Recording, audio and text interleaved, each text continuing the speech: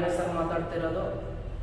ಕಲ್ಯಾಣನಗರದಲ್ಲಿ, ಧಾರವಾಡದ ಕಲ್ಯಾಣನಗರದಲ್ಲಿ ಏನು mental ability classes ಇತ್ತಲ್ಲ ಆಂಜನೇಯ ಸರ್ದು, ಇವಾಗ ಎಲ್ಲ ವಿಷಯಗಳನ್ನ ಒಳಗೊಂಡಂತೆ ಧಾರವಾಡದ ಶ್ರೀನಗರದಲ್ಲಿ ಜ್ಞಾನಸಿರಿ ಅಕಾಡೆಮಿ ಅಂತ ಹೊಸದಾಗಿ ಒಂದು ದೊಡ್ಡ ಅಕಾಡೆಮಿನ ಪ್ರಾರಂಭ ಮಾಡಿದ್ದೀವಿ. ಆಲ್ರೆಡಿ ಇವಾಗ ಅಡ್ಮಿಷನ್ಸ್ ಆನ್ ಆಗಿದಾವ. ಆಲ್ರೆಡಿ ಅಡ್ಮಿಷನ್ಸ್ ಭಾಳ ಆಗ್ತಿದಾವ. ಒಂದು ತಿಂಗಳದು ಮೆಂಟಲ್ ಅಬಿಲಿಟಿ ಪರ್ಪಸ್ ಇವಾಗ 1.5 ವರ್ಷ 2 ವರ್ಷ ಬಂದಿದ್ದಾರೆ. ಈಗ ಸರ್ ನೀವು ನಮಗೆ ಮೆಂಟಲ್ ಅಬಿಲಿಟಿ ಕ್ಲಾಸ್ ಮಾಡ್ರಿ ಅಂತ ಹೇಳ್ತಿದ್ದಾರೆ. ಸೊ ಅದಕ್ಕೋಸ್ಕರ ನಾನು ಇವಾಗ 1 ತಿಂಗಳ ಮಟ್ಟಿಗೆ ಓನ್ಲಿ ಫಾರ್ 1 ಬ್ಯಾಚ್ ನಾನು ಮೆಂಟಲ್ ಅಬಿಲಿಟಿ ಕ್ಲಾಸಸ್ ಮಾಡಬೇಕಂತ ಮಾಡಿದ್ದೀನಿ. ಅದು ಕ್ಲಾಸಸ್ ಸ್ಟಾರ್ಟ್ ಯಾವಾಗ ಆಗುತ್ತೆ ಅನ್ನೋದು ನಾಳೆ ವಿಡಿಯೋದಲ್ಲಿ ನಾನು ಅಪ್ಲೋಡ್ ಮಾಡ್ತೀನಿ. ಸೊ ಇವತ್ತು ಆಂಜನೇಯ ಸರ್ ಯಾವ ಥರ ಮೆಂಟಲ್ ಅಬಿಲಿಟಿ ಹೇಳ್ತಾರ ಅನ್ನೋದಕ್ಕೋಸ್ಕರ ಇವತ್ತು ನಾನೊಂದು ವಿಡಿಯೋ ಮಾಡ್ತಿದ್ದೀನಿ. ಮೆಂಟಲ್ ಅಬಿಲಿಟಿಯಲ್ಲಿ ಟೋಟಲ್ 42 45 ಟಾಪಿಕ್ಸ್ ಬರ್ತಾವೆ. ನೀವು ಏನಾದರೂ ಯಾವುದೇ ಎಕ್ಸಾಮ್ಸ್ ಹೋದ್ರೆ, PC ಹೋದ್ರಿ, PS ಹೋದ್ರಿ, ಗ್ರೂಪ್ C ಹೋದ್ರಿ, ರೈಲ್ವೆ ಹೋದ್ರಿ, 40 to 45 ಟಾಪಿಕ್ಸ್ ಬರ್ತಾವ.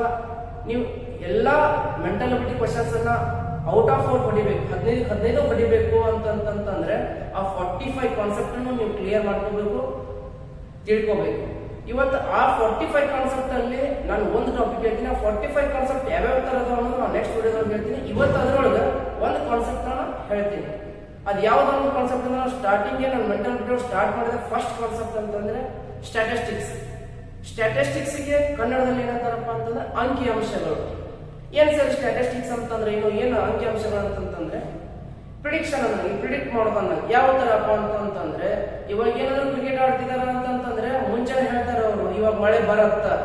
ಮೊನ್ನೆ ಟೆಸ್ಟ್ ಇತ್ತು ನ್ಯೂಜಿಲೆಂಡ್ ವರ್ಸಸ್ ಇಂಡಿಯಾ, ಅವಾಗ ಪ್ರಿಡಿಕ್ಟ್ ಮಾಡಿದ್ರು ಮಳೆ ಪಕ್ಕ ಬರುತ್ತೆ, ಮಳೆಯಿಂದ ಇದಾಗತ್ತ ಅಂತ. ಸೊ ಪ್ರಿಡಿಕ್ಷನ್ಸ್ ಅಂತಂದ್ರೆ ಇವಾಗ ಒಬ್ಬ ಬ್ಯಾಟ್ಸ್ಮನ್ ಎವರೇಜ್ ರನ್ಸ್ ಆಗಲಿ ರನ್ ಕಂಡಿಡ್ಬೇಕಂದ್ರೆ ಅಲ್ಲಿ ಪ್ರಿಡಿಕ್ಷನ್ ಮಾಡ್ತಾರ, ಮಳೆನೂ ಪ್ರಿಡಿಕ್ಷನ್ಸ್ ಮಾಡ್ತಾರ. ಒಬ್ಬ ಇವಾಗ ಎಲೆಕ್ಷನ್ಸ್ ಬರುತ್ತ ಅಂತಂದ್ರೆ ಅಲ್ಲಿ ಪ್ರಿಡಿಕ್ಟ್ ಮಾಡ್ತಿರ್ತಾರೆ. ಇವಾಗ ನೋಡಿ ನೀವು TV 9 ಆಗ್ಲಿ ನ್ಯೂಸ್ ಅಲ್ಲಿ ಪ್ರಿಡಿಕ್ಟ್ ಮಾಡ್ತಿರ್ತಾರೆ, ಇದು ಬರ್ಬೋದು ಇದಿಲ್ಲ. ಅಲ್ಲೆಲ್ಲರೂ ಇದನ್ನು ಪ್ರಿಡಿಕ್ಷನ್ ಮಾಡೋದು ಸ್ಟ್ಯಾಟಿಸ್ಟಿಷಿಯನ್ಸ್, ಅವರೇ ಪ್ರಿಡಿಕ್ಷನ್ ಮಾಡೋದು. ಸೊ ಇವತ್ತು ಆ ಟಾಪಿಕ್ ಹೇಳೋಣ. ಅದಕ್ಕೆ ಇಂಗ್ಲಿಷ್ ನಲ್ಲಿ ಸ್ಟ್ಯಾಟಿಸ್ಟಿಕ್ಸ್ ಅಂತಾರೆ, ಕನ್ನಡದಲ್ಲಿ ಅಂಕಿಅಂಶಗಳು ಅಂತ.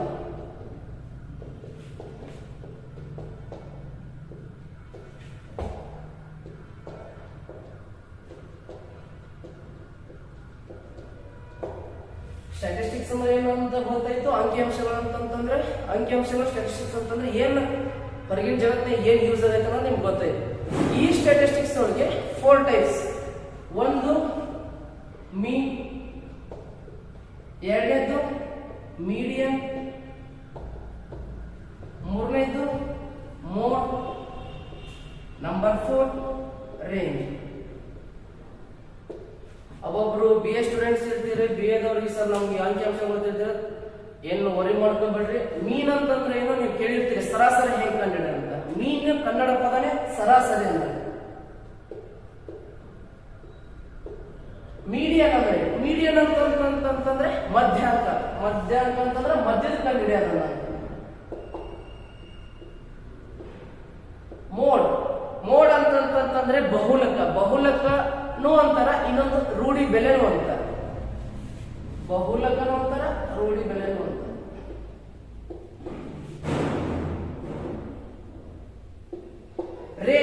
ರೇಂಜ್ ಅಂತಂದ್ರೆ ಹೆಂಗ? ರೇಂಜ್ ಅಂತಂದ್ರೆ ವ್ಯಾಪ್ತಿಯನ್ನ.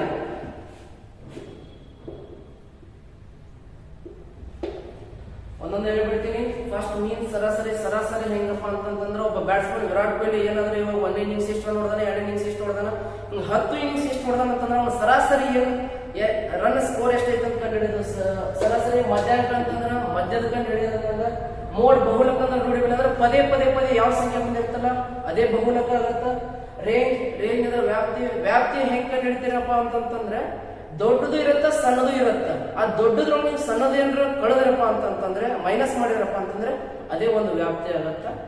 ಇದರ 4. ಈ 4ರ ಮೇಲೂ ಯಾವ್ಯಾವ ತರ ಪ್ರಶ್ನೆ ಕೇಳ್ಬೋದು. ಇನ್ನೊಂದು ಇದನ್ನ ಕೇಳಿಲ್ಲ ಸರ್, ನಾವು ಇವಾಗ ಕೇಳ್ತಿದೀವಿ ಈ ಟಾಪಿಕ್ ಅಂತಂದ್ರೆ KS ಎಕ್ಸಾಮ್ಸ್ ಅಲ್ಲಿ ಕೇಳ್ಯಾರ, KSET ಅಲ್ಲಿ ಕೇಳ್ಯಾರ, TET ಕೇಳ್ಯಾರ, UPSC ಕೇಳ್ಯಾರ, ಮುಂದೊಂದ್ ದಿನ PCPSI ಬಂದೇ ಬರುತ್ತಾ. ಸೊ ಅದಕ್ಕೋಸ್ಕರ ಈ ಟಾಪಿಕ್ ನ ಅಂಕಿಅಂಶಗಳನ್ನ ಇವತ್ತು ಹೇಳ್ತಿದ್ದೀನಿ. ಇವಾಗ 1 by 1 mean questions, median questions, mode questions, range questions ನೋಡೋಣ. ಫಸ್ಟ್ ಕ್ವಶನ್ ಮೀನ್ ಮೇಲೆ ಈ ತರ ಕ್ವಶನ್ಸ್ ಕೇಳ್ತಾರೆ. 8, 10, 12, 16, 20, 30 ಸರಾಸರಿ ಕಂಡು ಹಿಡಿಯಿರಿ ಅಂತ ಅಂತಾರೆ. ಹೆಂಗ್ ಮಾಡ್ಬೇಕು ಸರ್ ಇದನ್ನ ಸರಾಸರಿ ಕಂಡು ಹಿಡಿಯೋದಂತಾರೆ ಹೆಂಗ್ ಮಾಡ್ಬೇಕು? ಇವಾಗ ನೀವು ಸರಾಸರಿ ಕಂಡು ಹಿಡಿಬೇಕಂತಂದ್ರೆ ಇವೇನ್ ಇಷ್ಟು ಸಂಖ್ಯೆಗಳು ಏನ್ ಕಾಣ್ತಲ್ಲ ಇವನಿಷ್ಟು ಮ್ಯಾಗ ಇಷ್ಟು ಕೂಡಿಸಿರ್ಬೇಕು. ಕೆಳಗಡೆ ಇವೆಷ್ಟು ಸಂಖ್ಯೆಗಳಿದಾವ ನೋಡು ಅವ್ನು ಕೆಳಗಿಡಬೇಕು. ಹೆಂಗ್ ಸರ ಅಂತಂದ್ರೆ ಈಗ ಎಲ್ಲರೂ ಬರೀತಾರ ಸರಾಸರಿ ಹಿಂಗ ಇದಕ್ ಬರೀತಾರೆ. ಸರಾಸರಿ ಒಟ್ಟು ಸಂಖ್ಯೆಗಳ ಮೊತ್ತ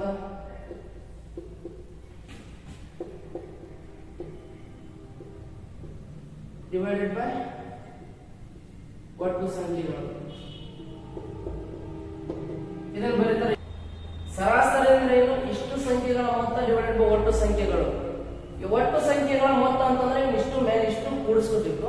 ಕೆಳಗಡೆ ಒಟ್ಟು ಸಂಖ್ಯೆಗಳು ಅಂದ್ರೆ ಇವೆಷ್ಟು ಸಂಖ್ಯೆ ಇದಾವ ಅದನ್ನ ಇಡಬೇಕು. ಹೆಂಗ್ ಸರ ಅಂತಂದ್ರೆ ಇವುಗಳ ಸರಾಸರಿ ಹೆಂಗಂತಂದ್ರೆ ಇವ್ನ ಇಷ್ಟು ಸಂಖ್ಯೆ ಕೂಡಿಸ್ಬೇಕು. ಕೂಡಿಸೋದಂತಂದ್ರೆ ಪ್ಲಸ್ ಈ ಚಿಹ್ನೆ 8 plus 10 plus 12 plus 16 plus 20 plus 30.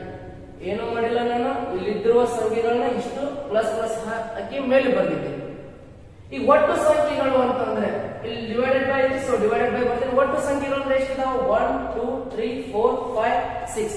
ಆ 6 ಅನ್ನ ಕೆಳಗಡೆ ಬರೀಬೇಕು. ಇವಾಗಂತೂ ನಿಮ್ಗೆ ಎಲ್ಲರಿಗೂ ಕೊಡ್ಸಕ್ ಬರುತ್ತೆ. 8 plus 10 18, 18 plus 12 30, 30 plus 16 46, 46 plus 20 66, 66 plus 30 96. 96 divided by 6. ಇದನ್ನ ಕಣ್ತಾ ಹೊಡಿರಿ. 6 ಒಂದೇ 6 3 ಇದೆ 36 ಆಯ್ತು.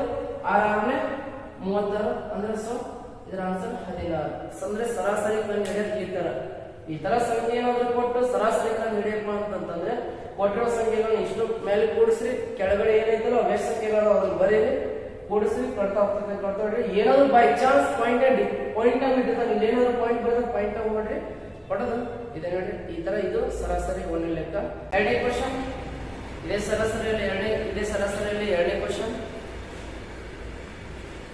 100 200 300 400 500 ಸರಾಸರಿ ಎಷ್ಟು ಅಂತ ಕ್ವಶನ್ ಕೇಳ್ತಾರೆ. ಈ ತರ ಏನಾದ್ರು ಸೀರಿಯಲ್ ವೈಸ್ ಬಂತು ಅಂತಂದ್ರೆ ಕ್ವಶನ್ಸ್ ಏನಾದ್ರು ಸೀರಿಯಲ್ ವೈಸ್ 100 200 100 200 300 400 500 ಇದು ಸೀರಿಯಲ್ ವೈಸ್. ಈ ತರ ಏನಾದ್ರು ಸೀರಿಯಲ್ ವೈಸ್ ಬಂತು, ಏನಾದ್ರು ಈ ಸಂಖ್ಯೆಗಳು ಏನಾದ್ರು ಬೆಸ ಸಂಖ್ಯೆಗಳು ಇದ್ದಪ್ಪ ಅಂತಂದ್ರೆ ಬೆಸ ಸಂಖ್ಯೆಗಳು ಹೆಂಗಂದ್ರೆ ಇದು 1 2 3 4 5. 5 ಅಂತಂದ್ರೆ ಬೆಸ ಸಂಖ್ಯೆ ತಾನೆ, ಅಂದ್ರೆ ಈ ಕಡೆ 2 ಬಿಡಬೇಕು, ಈ ಕಡೆ 2 ಬಿಡಬೇಕು, ಅಂದ್ರೆ ಆನ್ಸರ್ ಇದೇ ಆಗುತ್ತೆ. ಹೆಂಗ ಬೇಕಾದ್ರೆ ನೋಡೋಣ, ಚೆಕ್ ಮಾಡೋಣ. ಇವಾಗ ಅವಾಗಲೇ ಹೇಳಿದ ಸರಾಸರಿ ಹೆಂಗ ನೀಡಬೇಕಂತಂದ್ರೆ ಮೇಲಿನ ಸಂಖ್ಯೆಗಳನ್ನ ಇಷ್ಟು ಕೂಡಿಸ್ಕೋಬೇಕು, ಕೆಳಗಡೆ ಅವೆಷ್ಟು ಸಂಖ್ಯೆಗಳನ್ನ ಅವ್ನು ನೀಡಬೇಕು. ಈಗ 100 plus 200 plus 300 plus 400 plus 500 divided by 1 2 3 4 5. ಈ 5 ಬರೀಬೇಕು. 100 200 300 300 plus 300 600 600 plus 400 1000 1000 plus 500 1500 1500 divided by 5. 5 ಒಂದೇ 5 ಮೂರಲೆ 15. ಇವೆರಡು ಜೀರೋ ಏನಿದಾವಲ್ಲ ಅವೆರಡು ಜೀರೋ ಇಲ್ಲ ನಂಬರ್. ಅಂದ್ರೆ ಇದರ ಸರಾಸರಿ 300 ಬಂತು ನೋಡ್ರಿ. ಹಿಂಗೇನಾದ್ರೂ ಇತ್ತಪ್ಪ, ಏನಾದ್ರು ಕೊಟ್ಟಿದ್ದ ಸರಾಸರಿ ಕೊಟ್ಟಿದ್ದಪ್ಪ ಅಂತಂದ್ರೆ ಏನಾದ್ರು ಸಂಖ್ಯೆಗಳು ಸೀರಿಯಲ್ ವೈಸ್ ಇದ್ದು ಅಂತಂದ್ರೆ ಸೀರಿಯಲ್ ವೈಸ್ ಇದ್ದಾಗ ಇಲ್ಲೇನಾದ್ರೂ ಬೆಸ ಸಂಖ್ಯೆಗಳು ನೆನೆಸ್ಬೇಕು. ಇವೆನಿಸಿದ 1 2 3 4 5 ಬೆಸ ಸಂಖ್ಯೆಗಳು ಇದ್ದು ಅಂತಂದ್ರೆ ನಡುವಿನ ಎತ್ತಿ ಕೊಡ್ಬೇಕು ಆನ್ಸರ್. ಬೈ ಚಾನ್ಸ್ ಈ ತರ ಇತ್ತಂದ್ರೆ ಯಾವ ತರ ಅಂತಂದ್ರೆ 100 200 300 400 500 600. ಇವಾಗ ನೋಡ್ರಿ ಇದರ ಸರಾಸರಿ ಕಂಡು ಹಿಡಿಯಂತಂದ್ರೆ ಇವಾಗ ಬೆಸ ಸಂಖ್ಯೆ 1 2 3 4 5 6. ಇಲ್ಲಿ ಸಮ ಸಂಖ್ಯೆ 6 ಸಂಖ್ಯೆಗಳಾದವು. ಅಲ್ಲಿ 5 ಸಂಖ್ಯೆಗಳಿದ್ದು ನಡುವಿನ ಎತ್ತಿ ಬಿಟ್ರೆ ಇದೇ ಆನ್ಸರ್. ಇಲ್ಲಿ 6 ಸಂಖ್ಯೆಗಳು ಅಂತಂದ್ರೆ ಹೆಂಗ್ ತಗೋಬೇಕು? ಈ ಕಡೆ 2 ಬಿಡಬೇಕು, ಈ ಕಡೆ 2 ಬಿಡಬೇಕು, ಸೆಂಟ್ರದ್ದು 2 ತಗೋಬೇಕು. 300 ಪ್ಲಸ್ 400 ಕೂಡಿಸ್ಕೋಬೇಕು. ಎಷ್ಟು ಸಂಖ್ಯೆ ಅದಾವ ಇವು? 2 ಸಂಖ್ಯೆ ಡಿವೈಡೆಡ್ ಬೈ 2 ಅನ್ಬೇಕು. 300 ಪ್ಲಸ್ 400 700 700 ಡಿವೈಡೆಡ್ ಬೈ 2 ಅಂತಂದ್ರೆ 350. ಬೇಕಾದ್ರೆ ಹೌದಲ್ಲ ಅನ್ನೋದು ಚೆಕ್ ಮಾಡಬೇಕಾದ್ರೆ 100 plus 200 300 300 plus 300 600 1000 1500 1500 plus 600 2100 2100 divided by ಸಂಖ್ಯೆ 1 2 3 4 5 6 divided by 6 by r ಒಂದೇ r ಮೂರನೇ 18 21ರಾಗ 18 ಅಂದ್ರೆ 3 ರೀತಿ ಇಲ್ಲಿ 35 ಅಂದ್ರೆ 30 ಅಂದ್ರೆ r 5ನೇ 30 ಈ 0 0 350 ಬಂತ. ಸೊ ಇದರೊಳಗೆ ಇಷ್ಟೇ ತಿಳ್ಕೋಬೇಕಾಗಿದ್ದು. ಏನಾದರೂ ಡಿಜಿಟ್ಸ್ ಏನಾದ್ರು ಬೇರೆ ಬೇರೆ ಬೇರೆ ಕೊಟ್ಟಿದ್ದಪ್ಪ ಸರಾಸರಿ ಕಂಡು ಹಿಡಿಯಂತಿದ್ದ ಅಂತಂದ್ರೆ ಇಷ್ಟು ಸಂಖ್ಯೆಗಳನ್ನು ಕೂಡಿಸ್ಕೋಬೇಕು, ಕೆಳಗಡೆ ಬೆಸ್ಟ್ ಸಂಖ್ಯೆಗಳನ್ನು ಇಡಬೇಕು, ಕಟ್ತಾ ಬರಬೇಕು, ಅದೇ ಸರಾಸರಿ. ಬೈ ಚಾನ್ಸ್ ಯಾರು ಸೀರಿಯಲ್ ವೈಸ್ ಕೊಟ್ಟಿದ್ದ ಅದ್ರ ಬೆಸ್ಟ್ ಸಂಖ್ಯೆಯಿಂದ ನಡುವಿನ ಎತ್ತು ಬರ್ಬೇಕು ಅನ್ಸರ್. ಸೀರಿಯಲ್ ವೈಸ್ ಕೊಟ್ಟು ಸಮಸಂಖ್ಯೆಗಳನ್ನು ಕೊಟ್ಟಿದ್ದ ಅಂತ ನಡುವಿನ 2 ಕೂಡಿಸ್ಕೋಬೇಕು, ಡಿವೈಡೆಡ್ ಬೈ 2. ಈ 2 ಏನಕ್ಕಪ್ಪ ಅಂತ ಎರಡು ಸಂಖ್ಯೆಗಳನ್ನ ಮಾತ್ರ ಕೂಡಿಸಿರ್ತೀವಿ. ಸೊ ಅದಕ್ಕೋಸ್ಕರ ತಿಳ್ಕೊಳ್ಬೇಕು. ಇದೇ ತರ ಈ ಸರಾಸರಿ ಇನ್ನೂ ಡೆಪ್ತ್ ಬೇಕಪ್ಪ ಅಂತಂದ್ರೆ ಆಫ್ಲೈನ್ ಕ್ಲಾಸ್ ಅಲ್ಲಿ ಹೇಳ್ತೀನಿ. ಈಗ ನೆಕ್ಸ್ಟ್ ಎರಡನೇದು ಯಾವ್ದಪ್ಪ ಅಂತಂದ್ರೆ ಮೀಡಿಯನ್. ಇವಾಗ ಮೀಡಿಯನ್ ನೋಡೋಣ.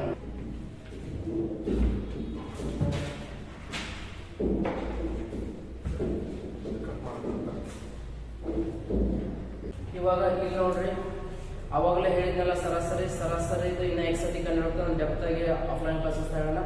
ಇವಾಗ ಮೀಡಿಯನ್, ಸೆಕೆಂಡ್ ಒನ್ ಮೀಡಿಯನ್, ಮಧ್ಯಾಂಕ. ಮಧ್ಯಾಂಕ ಯಾವ ತರ ಅನ್ಸರ್ ಅಂದ್ರೆ ಮಿಡಿಯಲ್ಲೇ ಇರ್ತದೆ, ಅಂದ್ರೆ ಮಧ್ಯದ ಸಂಖ್ಯೆನೇ ಇರ್ತದೆ ವಿತ್ ಎಕ್ಸಾಕ್ಟ್ ಆಗಿ ಇರ್ತದೆ. ಯಾವ ತರ ಮಧ್ಯಾಂಕ ಯಾವ ತರಪ್ಪ ಅಂತಂದ್ರೆ ಇದ್ರೊಳಗೆ ನಾನು 3 ಪಾಯಿಂಟ್ಸ್ ಹೇಳ್ತೀನಿ, ತಲೆಗೆ ಇಟ್ಕೊಂಡ್ಬಿಡ್ರಿ. ಒಂದನೇದು ಏರಿಕೆ ಕ್ರಮ ಅಂತ ಬರುತ್ತಾ, ಏರಿಕೆ ಕ್ರಮ ನಿಮ್ಗೆ ಬರೆಯಕ್ ಬರುತ್ತಾ.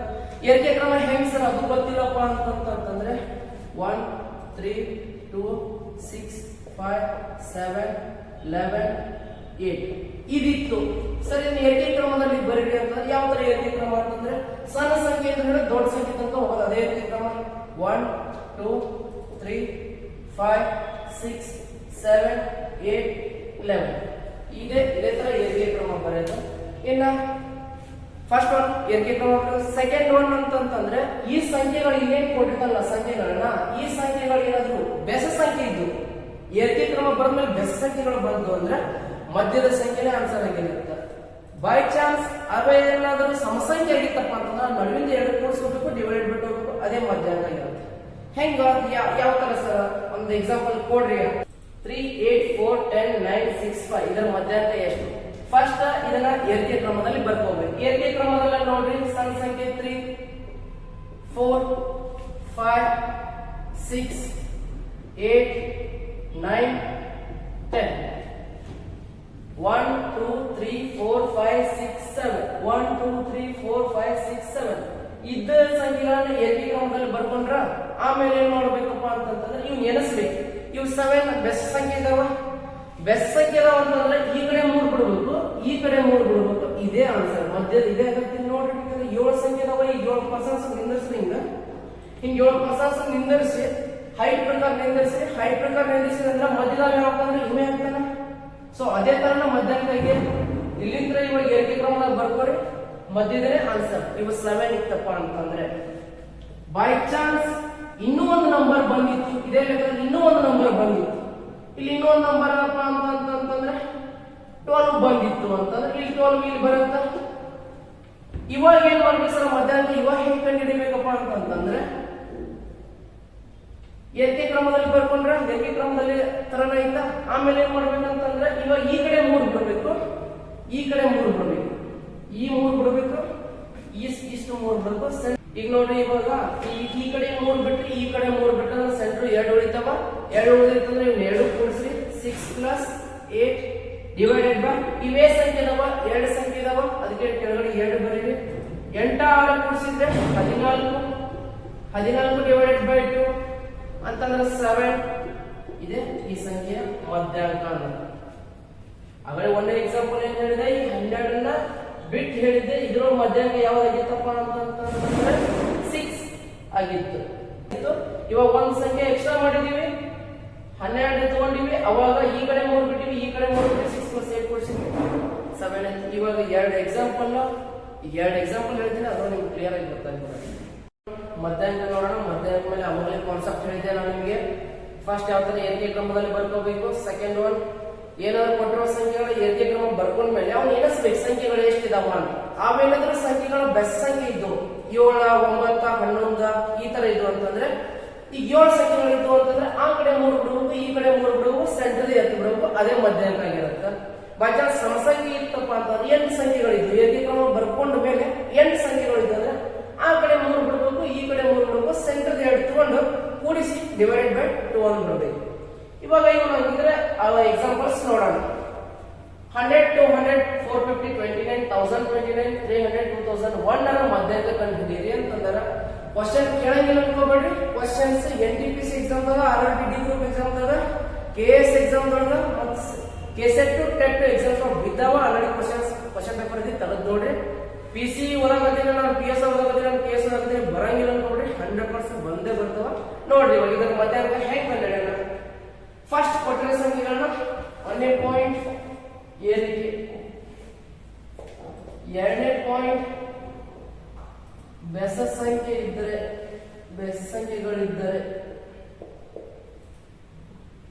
ನಡುವಿಂದು ನಡುವಿದ್ದದ್ದು. 3rd ಪಾಯಿಂಟ್ ಸಮಸಂಖ್ಯೆ ಇದ್ದರೆ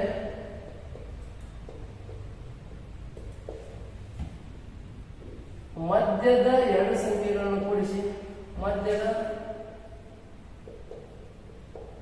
2 ಸಂಖ್ಯೆ ಕೂಡಿಸಿ ಡಿವೈಡೆಡ್ ಬೈ 2 ಮಾಡಿಬಿಟ್ರೆ ಸಿಕ್ಬಿಡತ್ತ. ಇವಾಗ ಈ ಕ್ವಶನ್ಸ್ ನೋಡೋಣ. ಆಲ್ರೆಡಿ ಕ್ವಶನ್ ಪೇಪರ್ ಕೇಳಿದ ಕ್ವಶನ್ ಯಾವ ತರ ಇದು ಬರುತ್ತಾ ಅಂತ. ಇವನ್ನ ಏಕೀಕ್ರಮದಲ್ಲಿ ಬರೀರಿ. ಫಸ್ಟ್ ಇದ್ರ ಏಕೀಕ್ರಮ 29, ಸೆಕೆಂಡ್ 100, ಥರ್ಡ್ 200, 300,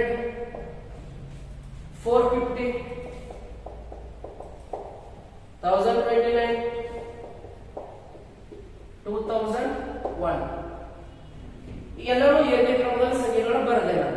ಏಕೀಕ್ರಮದಾದ್ಮೇಲೆ ಇನ್ನು ಎಣಿಸ್ಕೋಬೇಕು. ಸಂಖ್ಯೆಗಳು ಎಷ್ಟಾವು? 1, 2, 3, 4, 5, 6, 7, 7 ಸಂಖ್ಯೆಗಳಾದ್ರೆ ಬೆಸ್ಟ್ ಸಂಖ್ಯೆ ತಾನೆ. ಅದಕ್ಕೆ 7 ಅಂತಂದ್ರೆ ಈ 7 ಮಧ್ಯದ ಈಗ ಏನ್ ಅನ್ಸ್ಕೊಂಡ 7 ಜನ ನಿಂತಿರಪ್ಪ ಅಂತಂದ್ರೆ ಅಲ್ಲಿ ಮಧ್ಯದ ಕನ್ನಡ ಹಿಂದಿನ 3 ಜನ ಬಿಡ್ತಾರ, ಮುಂದಿನ 3 ಜನ ಬಿಡ್ತಾರ, ಸೆಂಟರ್ ಅಂತ ತೆಗಿತಾರಲ್ಲ.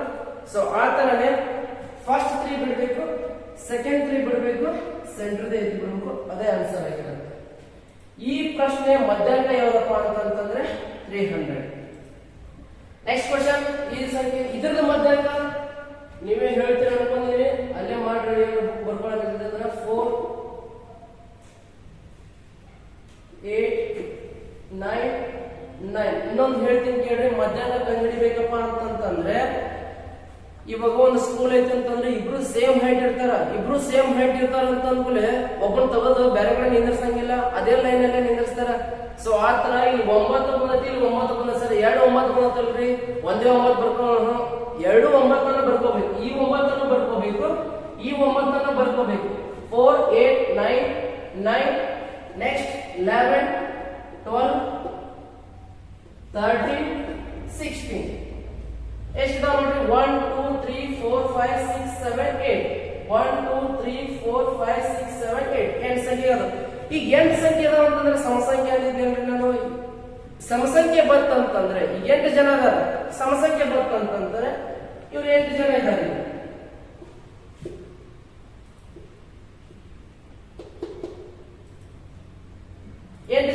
ಮತ್ತೆ ಇವ್ರು ಜನರು ಅಂತ ತಿಳ್ಕೊಂಡು ಏನೇನು ಬೇರೆ ತಿಳ್ಕೊಬೇಡ್ರಿ. ಇವ್ರು ಜನರು ಇದ್ರೊಳಗೆ ಮಧ್ಯದ ಕಂಡು ಹಿಡಿಬೇಕಂತಂದ್ರೆ ಈ ಕಡೆ 3 ಜನ ಬಿಡ್ತೀರಿ, ಈ ಕಡೆ 3 ಜನ ಬಿಡ್ತೀರಿ. ಇವ್ರ ನಡುವೆ ಇವ್ರಿಬ್ರೊಳಗ ಸೆಂಟ್ರಿ ಎತ್ತಕ್ಕಾಗಿಲ್ಲ. ಇವ್ರು ಚೇಸ್ ಮಾಡಕ್ಕಿಲ್ಲ, ಇವ್ರು ಚೇಸ್ ಮಾಡಕ್ಕಿಲ್ಲ.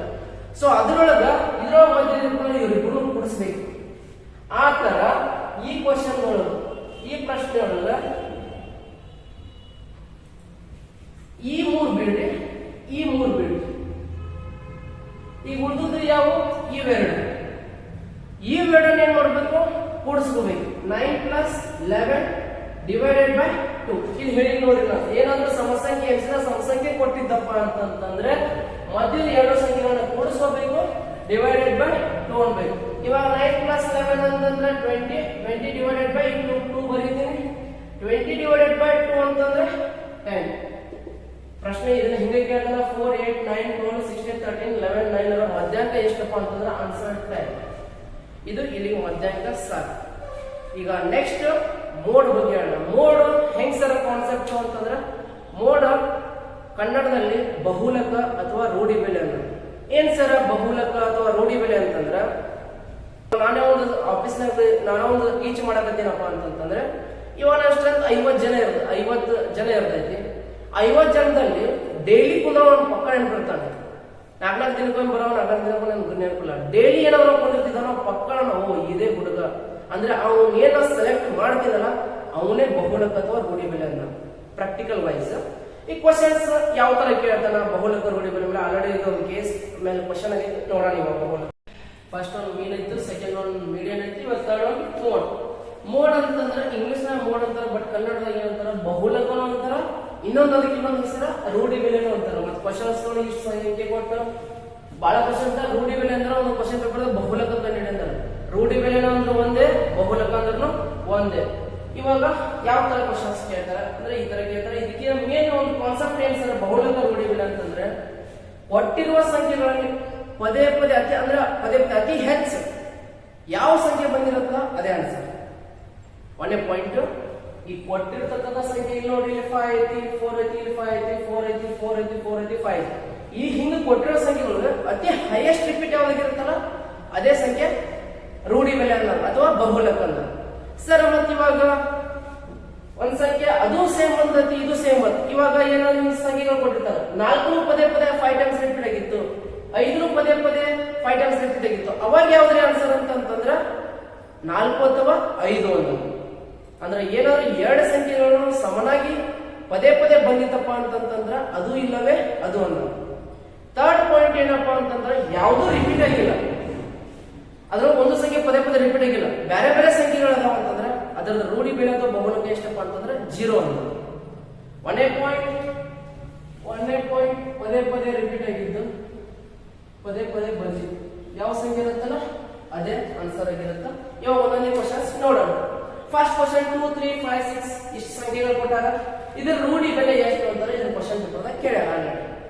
ಎದಕ್ಕೆ ಕೇಳ್ತಾರೆ ಸರ್ ಈ ತರ ಕ್ವಶನ್ಸ್? ಎದಕ್ಕೆ ಕೇಳ್ತಾರೆ ಅಂದ್ರೆ ಪೇಷನ್ಸ್ ಚೆಕ್ ಮಾಡಕ್ ಕೇಳ್ತಾರೆ. ಇವಾಗ ನೀವೇನ್ ನೋಡ್ಬಿಡ್ತೀರಿ, ಫಸ್ಟ್ ಆಫ್ ಆಲ್ ನಿಮ್ಗೆ ರೂಢಿ ಬೆಲೆ ಬಹುಲಕ ಅಂದ್ರೆ ಗೊತ್ತಿರಂಗಿಲ್ಲ. ಎದಕ್ಕೆ ಕೇಳ್ತಾರಪ್ಪ ಅಂತಂದ್ರೆ ನಿಮ್ ಕಣ್ಣಾಗ ಗೊತ್ತಿರ್ತಾವ, ಈಗ 4, 5 ಗೊತ್ತಿರ್ತಾವ. ನಿಮ್ಗೆ ಪೇಷನ್ಸ್ ಇರಂಗಿಲ್ಲ, ನೀಟಾಗಿ ನೋಡಿ 4 ಎಷ್ಟು ಬಂದವ 5 ಎಷ್ಟು ಬಂದವ ಬರ್ಕೊಳ್ಳೋ ಪೇಷನ್ಸ್ ಇರಂಗಿಲ್ಲ ನಿಮ್ಗೆ. ಸೊ ಅದಕ್ಕೋಸ್ಕರ ಕ್ವಶನ್ಸ್ ಹಾಕಿ ಅವ್ರು ಕೇಳ್ತಾರೆ. ಇಲ್ಲಿ ನೋಡ್ರಿ ಬೇಕಾದ್ರೆ ಈ ಕ್ವಶನ್ ಒಳಗ 2 ಇಲ್ಲಿ ಒಂದೇ ಕಂಡೈತಿ, ಎಲ್ಲಿ ಕಂಡಿಲ್ಲ ಬಿಡ್ರಿ. ನೋಡ್ರಿ ಇಲ್ಲಿ ಬೇಕಿದ್ರೆ ಇಲ್ಲಿ 2 ಐತಿ, ಇಲ್ಲಿ ಎಲ್ಲಿ ಕಂಡಿಲ್ಲ ಬಿಡ್ರಿ. ಇದನ್ನ ಇವಾಗ 3 ಐತಿ, 1, 2, 3 ಅಂದ್ರೆ 3 ಅನ್ನೋ ಸಂಖ್ಯೆ 3 ಟೈಮ್ಸ್ ರಿಪೀಟ್ ಆಗೈತಿ.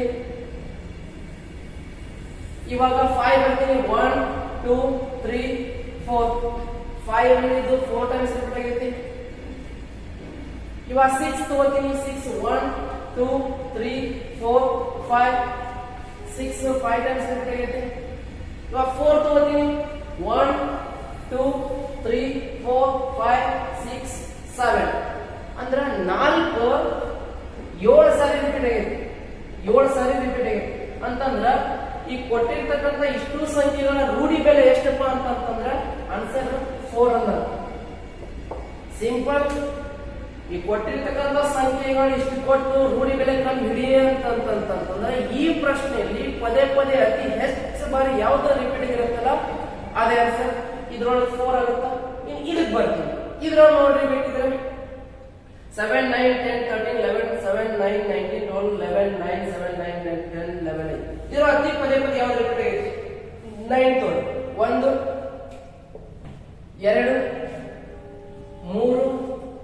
3 4 ಅಂದ್ರೆ 9 4 ರೂಪಾಯಿ ರಿಪೀಟ್ ಆಗೈತಿ.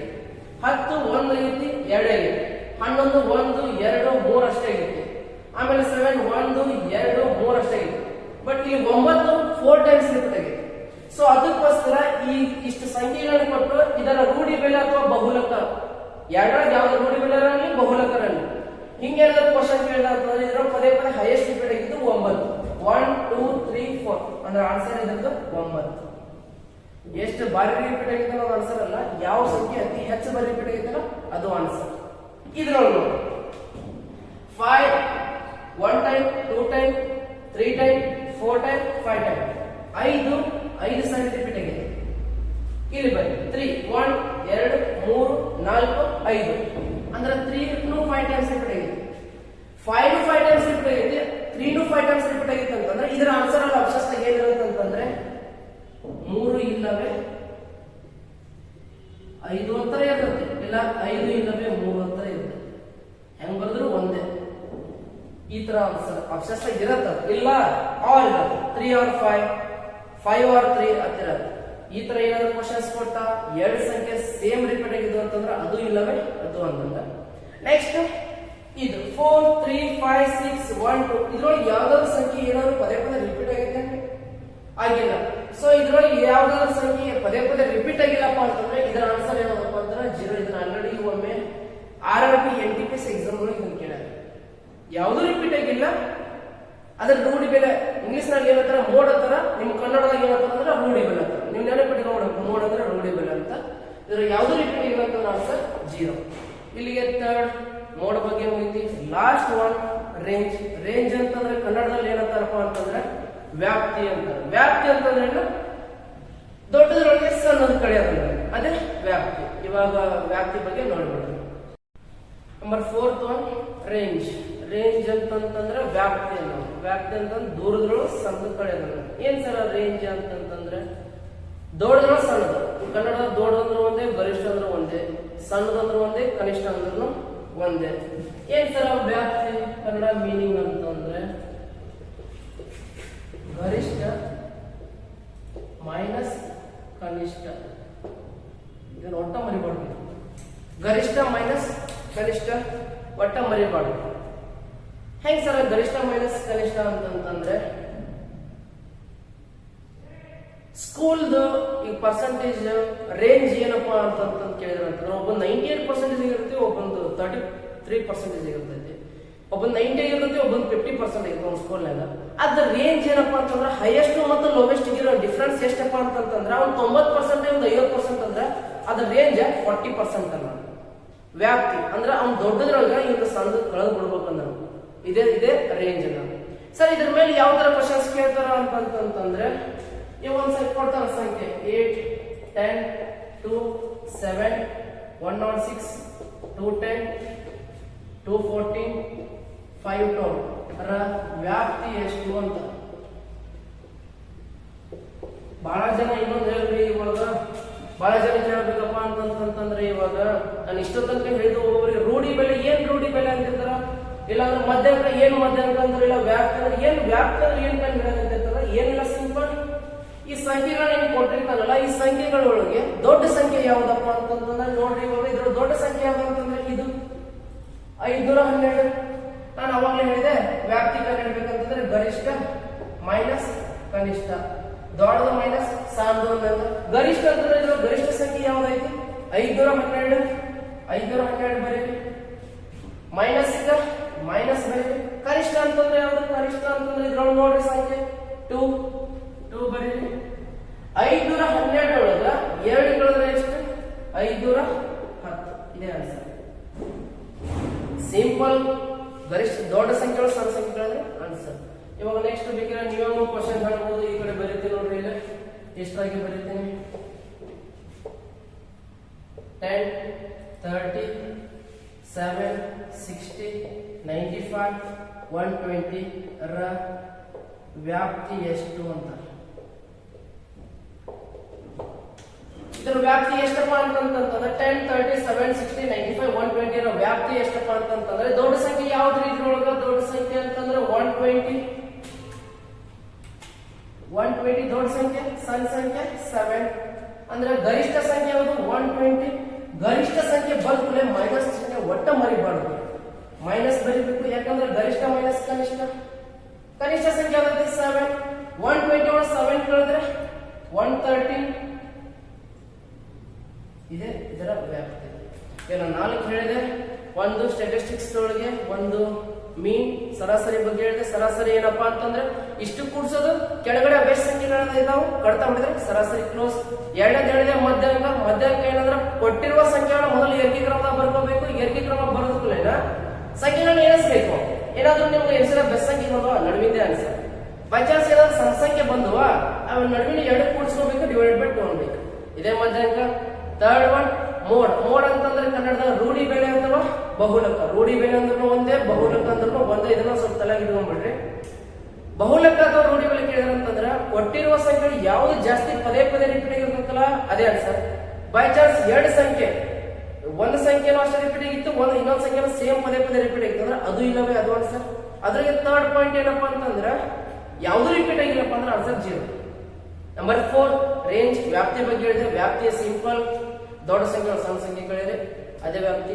ಇದ್ರ ಬಗ್ಗೆ ಏನಾದ್ರು ಎಕ್ಸ್ಟ್ರಾ ಕ್ವಶನ್ಸ್ ಬೇಕಾಗಿತ್ತು, ಇದ್ರ ಸ್ವಲ್ಪ ಏನಾದ್ರು ಇನ್ನೂ ಸ್ವಲ್ಪ ಲಾಂಗ್ ಕ್ವಶನ್ಸ್ ಬೇಕಾಗಿತ್ತು ಅಂತಂದ್ರೆ ಅದನ್ನ ಆಫ್ಲೈನ್ ಕ್ಲಾಸಸ್ ಮಾಡ್ತೀವಿ. ಈಗ ಯಾಕಂತಂದ್ರೆ ಇದ್ರೊಳಗೆ ಬಹಳ ಹೇಳ್ಬೋದಪ್ಪ ಅಂದ್ರೆ ಇದ್ರೊಳಗೆ ಟೈಮ್ ಬೋರ್ ಆಗ್ಬಿಡುತ್ತೆ. ನೀವೇನ್ ಮಾಡಿದ್ರೆ 30 ನಿಮಿಷದ ವಿಡಿಯೋ ಹಾಕಿನ ಅಂತಂದ್ರೆ ಅಯ್ಯೋ 30 ನಿಮಿಷದ ವಿಡಿಯೋ ಏನ್ ನೋಡೋದು ಬಿಡತ್ತೆ ಪಡ್ತೀರಿ, ಬಟ್ ನಿಮ್ಗೆ ಅದು ಅರ್ಥ ಆಗಂಗಿಲ್ಲ. ಇವಾಗ ಒಂದು ಸಣ್ಣ ಟ್ರಿಕ್ ಆಂಜನೇಯ ಸರ್ ಏನೈತೆ ಅನ್ನೋ ಒಂದು ಸಣ್ಣ ಟ್ರಿಕ್ ಓದ್ಬಿಡ್ತೀನಿ, ಅದೊಂದು ಸಣ್ಣ ಟ್ರಿಕ್ ಕೇಳ್ಬಿಡಿ. ಏನ್ ಸರ್ ಇದ್ರೊಳಗೆ ಟ್ರಿಕ್ ಏನೈತಪ್ಪ ಅಂತಂದ್ರೆ ಹಿಂಗೆ ಇದು ನೋಡಿದ್ಮೇಲೆ ಇದ್ರ ಅವಶ್ಯಕತೆ ಏನಿಲ್ಲ, ಇದ್ರೊಳಗೆ ಏನಿರಂಗಿಲ್ಲ. ಇದನ್ನ ಈ ಲೆಕ್ಕ ಎದಕ್ಕೆ ಹೇಳಕತ್ತೇನಪ್ಪ ಅಂತಂದ್ರೆ ಎಷ್ಟೋ ಜನ ನಾನು ಲೈಬ್ರರಿ ಕುಂತ ಹೋಗ್ತೀನಿ, ಎಷ್ಟೋ ಜನ ಬಂದ ಕೇಳಿದ್ದೇನೆ ಹೆಂಗ್ ಮಾಡ್ಬೇಕಪ್ಪ ಹೆಂಗ್ ಮಾಡೋದು. ಇನ್ನೊಂದು ಹೇಳ್ತೀನಿ ಕೇಳ್ರಿ, ಈಗ ಯಾವುದೇ ಕಾಂಪಿಟೇಟಿವ್ ಎಕ್ಸಾಮ್ಸ್ ಬರಲಿ ನೀವು ಥೆರಾಟಿಕಲಿ ಬಿಡಿಸಿ ಆನ್ಸರ್ ಹಾಕೋದು ಯಾರು ಎಕ್ಸ್ಪೆಕ್ಟ್ ಮಾಡಂಗಿಲ್ಲ. ಇದ್ರೊಳಗೆ ಏನ್ ಟ್ರಿಕ್ ಐತಿ ಏನ್ ಟೆಕ್ನಿಕ್ ಐತಿ ಇವೇನಾದ್ರು ಇದ್ರೊಳಗೆ ಲಾಜಿಕ್ ಓಡ್ಸಕತ್ತಾನ ಅನ್ನೋದ್ರ ಮೇಲೆ ಕಾಂಪಿಟೇಟಿವ್ ಇರೋದು. ಪರಂತು ನೀವು ಥೆರಾಟಿಕಲಿ ಇಷ್ಟು ಬಿಡಿಸಿ ಆನ್ಸರ್ ಇಡಬೇಕಾದ್ರೆ ನಿಮ್ದು ಎಕ್ಸಾಮ್ ಹಾಲ್ ಓದೋಗುತ್ತೆ, ಅದ್ರ ಮೇಲೆ ಇರಂಗಿಲ್ಲ. ಇದ್ರೊಳಗೆ ಸಣ್ಣ ಟ್ರಿಕ್ಸ್ ಏನಪ್ಪಾ ಅಂತಂದ್ರೆ ಇವಾಗ ಈ ತರ ಇತ್ತಂದ್ರೆ ಹೆದರ ಅವಶ್ಯಕತೆ ಇಲ್ಲ, ಸಿಂಪಲ್. ಇದನ್ನ KS 2012 ಎಕ್ಸಾಮ್ಸ್ ಕೇಳ್ಯಾರ, ಬಿಕಾಸ್ ಕ್ವಶನ್ ಪೇಪರ್ ಚೆಕ್ ಮಾಡಿದ್ರೆ ಏನ್ ಮಾಡ್ಬೇಕು, ಇಲ್ಲಿ ಸೇಮ್ ಡಿಜಿಟ್ಸ್ ಮಾತ್ರ ಸೇಮ್ ಇರ್ತಾವ, ಇಲ್ಲಿ ಪ್ಲಸ್ ಪ್ಲಸ್ ಪ್ಲಸ್ ಇರ್ತೈತಿ, ಮೇಲೆ ರೂಟ್ ಇರುತ್ತೆ, ಇನ್ಫಿನಿಟಿ. ಇದರ ಮೌಲ್ಯ ಎಷ್ಟು ಅಂತ ಕೇಳ್ಬೋದು.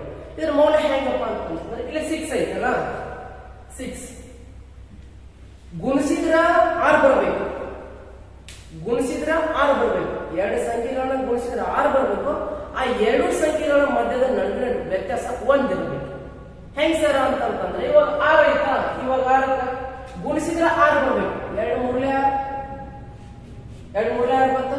ಈ ಎರಡು ಸಂಖ್ಯೆಗಳ ನಡುವಿನ ವ್ಯತ್ಯಾಸ 1 ಐತಿ, ಯಾಕಂದ್ರೆ 3 ಬೇಕಾದ್ರೆ 1 ಬರ್ತೈತಿ ನೋಡ್ರಿ. ಬೇಕಾದ್ರೆ 2 ಮೂರ್ಲೆ ಹಂಗಂತಂದ್ರ ಇದರ ವ್ಯಾಲ್ಯೂ ಎಷ್ಟು, ಇಲ್ಲಿ ಏನಾದ್ರು ಬರ ಪ್ಲಸ್ ಇತ್ತಾ, ಇದೇ ಆನ್ಸರ್. ಪ್ಲಸ್ ಇತ್ತಂದ್ರೆ ಇದೇ ಆನ್ಸರ್. ಇದು ನೋಡ್ರಿ ಇವಾಗ